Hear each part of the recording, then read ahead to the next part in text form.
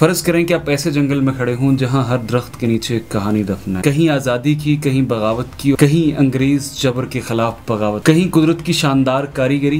ये कोई आम जंगल नहीं, ये छांगा मांगा है। ये एक ऐसा जंगल है जिसे खुद इंसानों ने अपने हाथों से लगाया, लेकिन आज खुद इंसानों के हाथों में ही ये खतरे में है। छांगा मांगा का जंगल पाकिस्तान के सूबा पंजाब के ज़िला कसूर में वाक़ है और ये 12,000 एकड़ पर मुहित है, यानी 12,000 फुटबॉल ग्राउंड जितना इसका कुल रकबा है। सबका सब ये दरख्तों से भरा पड़ा है और ये पाकिस्तान का सबसे बड़ा मस्नूई जंगल है। छांगा मांगा के जंगल का कयाम 1866 में अमल में आया, क्योंकि उस वक्त बरसगीर में बरतानवी हुकूमत थी और उस वक्त रेलवे में स्टीम इंजन इस्तेमाल होते थे। इन स्टीम इंजन को चलाने के लिए इन्हें ईंधन की जरूरत थी। इस जरूरत को पूरा करने के लिए अंग्रेज सरकार ने यहाँ बाकायदा एक मस्नूई जंगल उगाना शुरू कर दिया, ताकि वो इस जंगल से हासिल होने वाली लकड़ी को रेलवे की एक फ्यूल फैक्ट्री के तौर पर इस्तेमाल कर सकें। चूंकि ये जंगल 12,000 एकड़ रकबे पर मुहित था, तो इतने बड़े रकबे को सैराब करने के लिए बाकायदा एक नहरी निज़ाम की ज़रूरत थी। इस ज़रूरत को पूरा करने के लिए अंग्रेज़ सरकार ने बाकायदा नहरी निज़ाम मुतारफ़ करवाया और बाकायदा यहाँ पर एक नहरी निज़ाम शुरू हो गया, ताकि जंगल को सैराब किया जा सके, जंगल की जो पैदावार है वो मज़ीद बेहतर से बेहतर हो जाए। चूँकि ईंधन की जो ज़रूरत थी उसको पूरा करने के लिए ऐसे दरख्तों का इंतखाब किया गया जो कम वक्त में ज़्यादा ग्रो करें। तो इस मकसद के लिए यहाँ शीशम, शहतूत, पॉपुलर और संबल के दरख्तों का इंतखाब किया, कम वक्त में वो ज़्यादा ग्रो करें ताकि ईंधन की उस ज़रूरत को पूरा किया जा सके। अब सवाल ये है कि इस जंगल का नाम इतना अजीब और मुनफरिद क्यों रखा गया? तो इसके पीछे भी एक मुनफरिद और दिलचस्प कहानी है। इस जंगल के नाम के बारे में कुछ लोग कहानियाँ मौजूद हैं और कहा यह जाता है कि ये छांगा और मांगा जो दो भाई थे, अंग्रेज़ों के बकौल ये डाकू थे और ये मुख्तलिफ इलाकों से माल लूट कर आके इस जंगल में छुप जाते थे। और अंग्रेज़ों के पास ताकत और इतना असला और वसाइल होने के बावजूद वो ये जंगल इतना घना और ख़तरनाक था कि अंग्रेज़ भी इनको पकड़ नहीं सकते थे। और दूसरा इसका जो पहलू है लोक कहानी का, जो यहाँ की आवाम थी वो इन्हें ये समझती थी ये आवाम के हीरो हैं, और अब उस आवाम के बकौल कि ये छांगा और मांगा जो हैं वो अंग्रेज़ जबर के ख़िलाफ़ लड़ते थे, अंग्रेज़ों से बगावत करते थे और मासूम लोगों को अंग्रेज़ों के जुल्म और जबर से बचाते थे।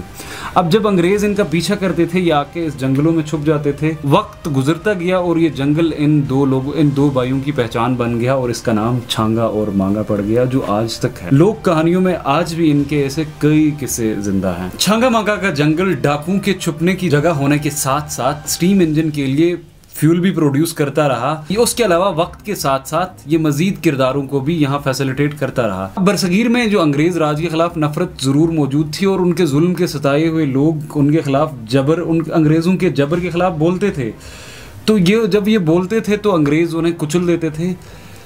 तो अंग्रेज़ों के ख़िलाफ़ जो मुजाहिदीन थे उनको भी इस जंगल ने पनाह दी और निज़ाम लोहार जैसे किरदारों ने यहाँ पनाह ली है, यहाँ इसलाह छुपाया, मनसूबा बंदी की और अंग्रेज़ों के लगाए गए इस जंगल ने अंग्रेज़ों के ख़िलाफ़ लड़ने वालों को यहाँ छाँव दी। क्योंकि 1947 में बरसगीर की पार्टीशन होती है और हिंदुस्तान और पाकिस्तान एक दो रियासतें वजूद में आती हैं। अंग्रेज़ हुकूमत का खात्मा हो जाता है और बरसगीर 2 लाख तो के हिंदुस्तान और पाकिस्तान बन जाते हैं और ये छांगा मांगा का जंगल पाकिस्तान के हिस्से में आता है और ये सूबा पंजाब के ज़िला कसूर में वाक़ है। वक्त बदलने के साथ साथ इस जंगल के मकासद भी हमेशा तब्दील होते रहे।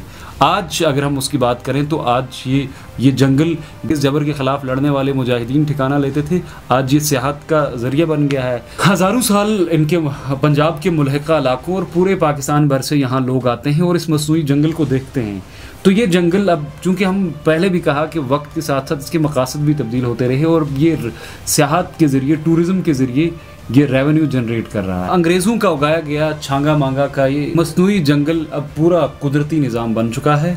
यहाँ पर शहतूत, शीशम, पॉपुलर और बांस के दरख्त पाए जाते हैं जो न सिर्फ लकड़ी के लिए इस्तेमाल हैं, उनके दीगर भी मकासद हैं। ये जंगल रेशम के कीड़ों की परवरिश के लिए बहुत ज़रूरी हैं जो शहतूत के पत्तों पे पलते हैं। ये जंगल अब महज दरख्तों की कतार नहीं है, बल्कि ये मल्टीपल पर्पज़ में अपनी खिदमात सर अंजाम दे रहा है।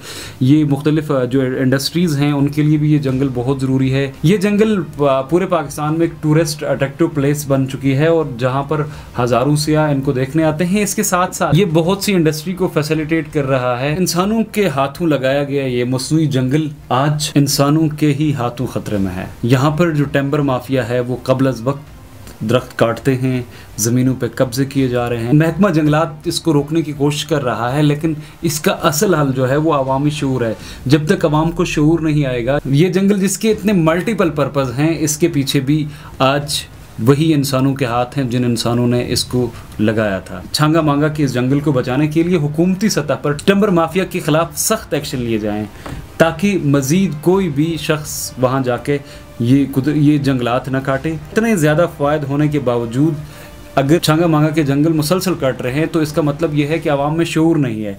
तो इसके लिए ज़रूरी यह है कि शऊरी कॉन्फ्रेंसेस की जाएं, वहाँ के लोगों में शऊर पैदा किया जाए। वो लोग जो दरख्त काटते हैं उन्हें इस बात पे आमादा किया जाए कि वो मज़ीद दरख्त लगाएं, ताकि ये जो मसनूई जंगल है ये दिन ब दिन मज़ीद फूलता जाए। आइए अपने बच्चों के लिए, अपनी नस्लों के लिए इस ख़जाने को महफूज बनाएं, क्योंकि अगर दरख्त रहेंगे तो ज़िंदगी रहेगी। अल्लाह ने के बान।